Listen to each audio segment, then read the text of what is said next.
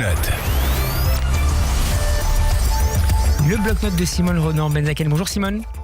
Bonjour Steve. Et merci de nous rejoindre en direct comme chaque semaine. Vous êtes la directrice Europe de l'American Jewish Committee. Simone, on a écouté tout à l'heure les déclarations ce matin de Jean-Noël Barrot pour le ministre des Affaires étrangères qui s'exprimait sur RTL.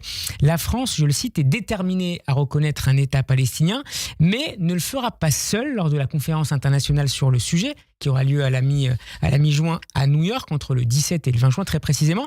Est-ce à dire, Simone, que la diplomatie française et Emmanuel Macron hésitent ? Oui, je pense effectivement qu'elle hésite depuis plusieurs semaines, depuis plusieurs mois.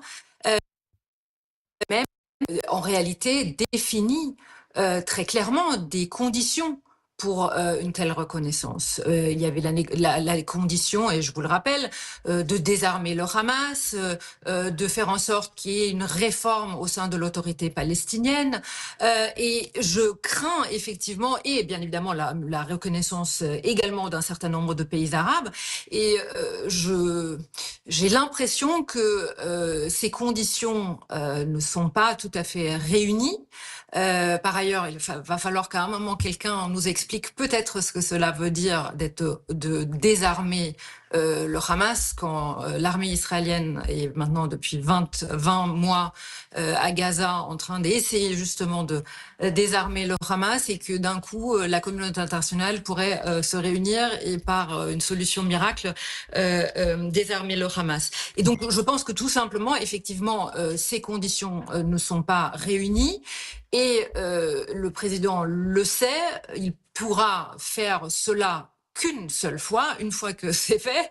Mais est-ce qu'il n'est pas allé trop loin ? Est-ce qu'Emmanuel Macron n'est pas allé trop loin pour reculer désormais ? Raison, c'est une vraie question. C'est une vraie question, et notamment en termes de politique intérieure. Il s'est mis effectivement dans une situation très, très particulière, c'est qu'il y a aujourd'hui une attente, et que finalement, quoi qu'il en fasse finalement ce 18 juin, il se fera critiquer. Donc c'est pas en réalité d'un point de vue politique optimal. Donc il est tout à fait possible, vous avez raison, qu'il est aujourd'hui dans une telle position à la fois vis-à-vis des partenaires internationaux et notamment le monde arabe, et bien évidemment ce que lui a aussi en tête, on l'a vu très bien aux côtés du président Lula, de cette perception du Sud global.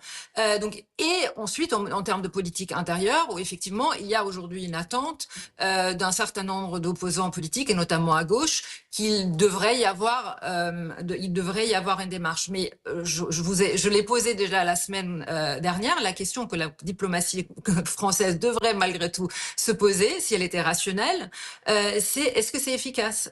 Et je crains que la réponse continue à être non. Quand on regarde par exemple les sondages à la fois en Israël et même côté palestinien de la possibilité aujourd'hui d'avoir un État palestinien, de la possibilité d'avoir une solution pacifique, parce que c'est ça aussi à la fin l'objectif, en tout cas je pense de la part de la diplomatie française, les Israéliens ils n'y croient pas.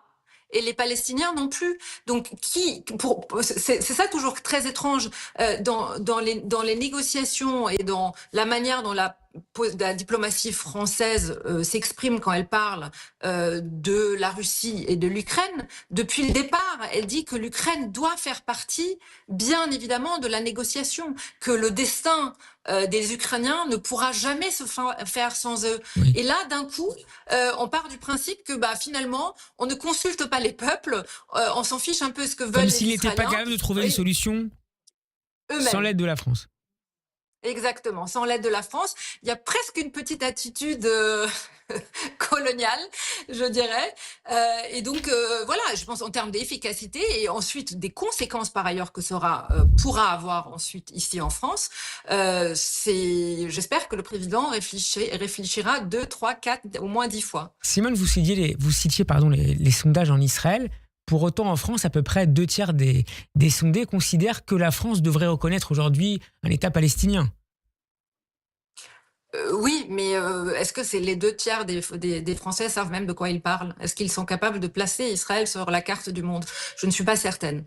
Ce qui est certain, c'est que la question israélo-palestinienne, en tout cas la cause palestinienne, est devenue une cause identitaire qui n'a pas grand-chose à voir avec la réalité sur place, qui n'a pas grand-chose à voir ni avec les Israéliens ni avec les Palestiniens. Et encore une fois, la seule question qu'on devrait se poser, c'est la question de l'efficacité. Vous savez, en 2011, j'avais rencontré à plusieurs reprises le Premier ministre Salam Fayyad, qui était à l'époque Premier ministre palestinien. Et déjà à l'époque, la question de la reconnaissance d'un État palestinien s'était posée. Et il m'avait très clairement dit, je n'ai pas besoin d'un État, il avait appelé ça Mickey Mouse, c'est-à-dire un État factice. Ce que je veux, c'est la création d'une réalité sur place, économique, politique, sociale, qui permet aux Palestiniens de vivre en paix aux côtés d'Israël. C'est ça l'objectif. Et qui peut croire que demain, parce qu'on tient une conférence le 18 juin à New York, et parce que quelques États, dont la France, pourraient potentiellement reconnaître la Palestine, que ça changerait quoi que ce soit de positif sur le terrain pour les Palestiniens eux-mêmes? Simone, pour terminer, je voudrais qu'on parte aux États-Unis, non pas pour parler de la brouille entre Elon Musk et Donald Trump, mais vous vouliez plutôt nous parler d'un certain Zohran Mamdani qui est candidat à la primaire démocrate pour la mairie de New York contre André Cuomo. Et ce Zohran Mamdani est un fidèle militant du BDS.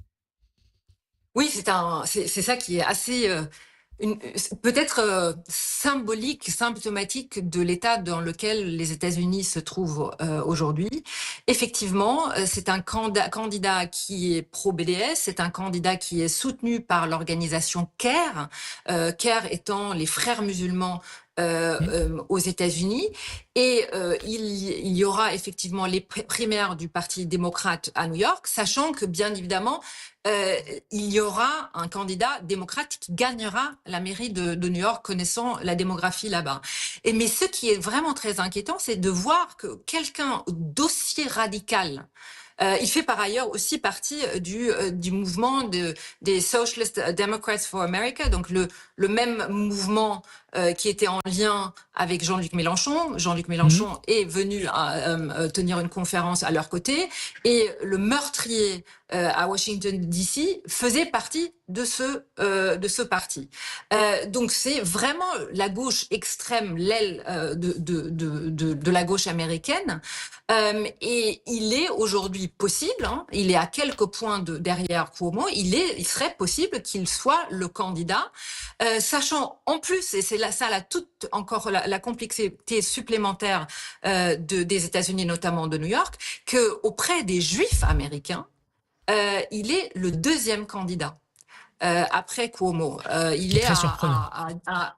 c'est ça qui est très surprenant, et que peut-être des Français juifs ne peuvent pas comprendre, mais c'est effectivement très inquiétant et démontre d'une certaine manière l'état dans lequel se trouvent malheureusement aujourd'hui les États-Unis. Merci beaucoup Simone Rodin-Benaket d'avoir été avec nous. Je rappelle que vous êtes la directrice Europe de l'IDC. Shabbat Shalom et à vendredi prochain. Shabbat Shalom.